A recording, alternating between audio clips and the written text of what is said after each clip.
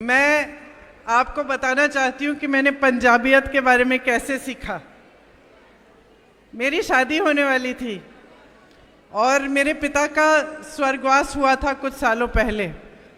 तो माताजी सब कुछ अकेले कर रही थी और पहली बार घर में शादी थी, तो थोड़ी सी घबराहट थी कि सब कुछ ठीक ढंग से होना चाहिए। तो सारे रीति रिवाज सब कुछ जैसे पूजा होनी चाहिए सब कुछ उन्होंने सारा इंतज़ाम किया हुआ था।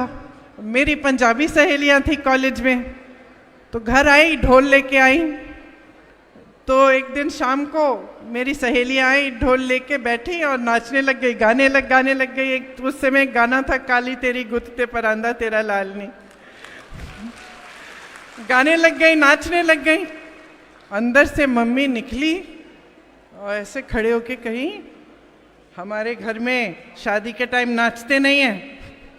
तो हम सब रोने लग गए और वहीं से मैंने सीखना शुरू किया कि पंजाबी जो संस्कृति वो कैसी होती है, क्या होती है। मेरा परिवार अलग था, बहुत स्ट्रिक्ट रूल्स होते थे।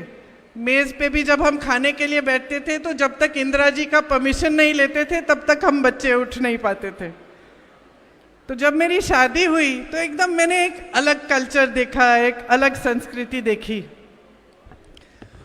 और मेरी सासू माँ भी पंजाबी नहीं थी, लेकिन उनकी शादी पंजाबी घर में हुई थी, तो उन्होंने सब कुछ अपनी सासू माँ से सीखा था। तो मुझे कोई फ्री एंट्री पास नहीं दिया उन्होंने, इजी एंट्री नहीं कराई मेरी। तो मुझे लगता था मैं सफाई भी कर लेती थी उनके लिए, पलंग भी बना देती थी, सूटकेस भी बना देती थी, अगर कहीं जा रही खाना पका देती थी, किचन भी साफ करके रखती थी। लेकिन मुझे लगता था कि मेरी सासू माँ तो कभी खुशी नहीं हो रही है, मैं तो सब कुछ कर रही हूँ आपको मालूम है कैसा लगता है तो आस्ते आस्ते उस घर में रहते हुए मैंने उस घर का रहन सहन देखा।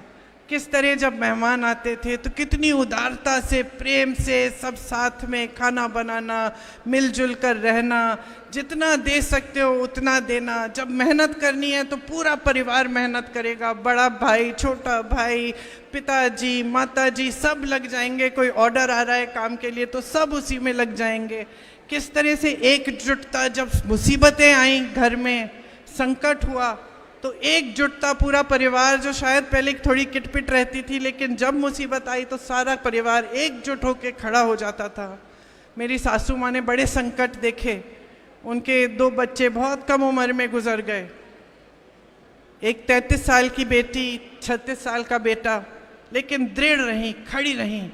तो जैसे समय चलता रहा मुझे समझ में आया कि मेरी सासू माँ मुझे एक बहुत अहम सबक सिखा रही थी जीवन का। वो मुझे ये सिखा रही थी कि बेटा, तुम दब जाओगी तो दुनिया तुम्हें दबाएगी, तुम झुक जाओगी तो दुनिया तुम्हें झुकाएगी।